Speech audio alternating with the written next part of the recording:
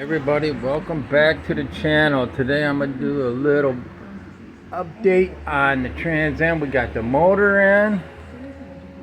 Got your motor mounts bolted up. You can only get the two front bolts. And the frame mounts in a stock position. Same as this side. You can only get the two bolts. Today we got the headers installed. This is your driver's side. They can come up from the bottom. All I had to do was unhook the steering shaft and they slid right in.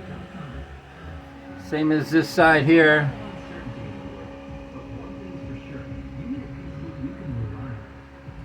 Bolt right up.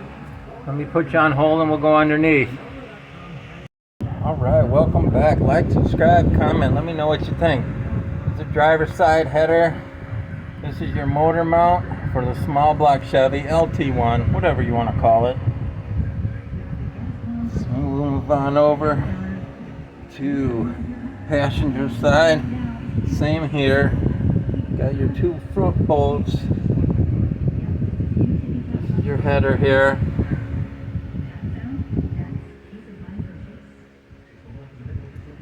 Turbo 350 Trans.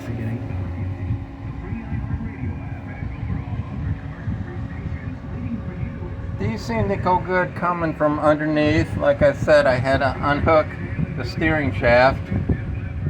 Other than that, that seemed about it.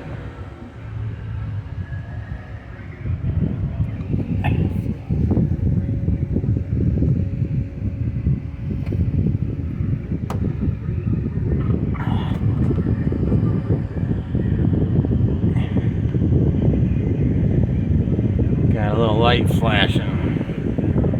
Bright light, bright light. Going all the way back.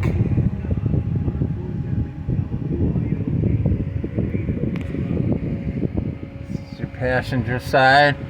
There is a lot of room. See, that's your motor mount.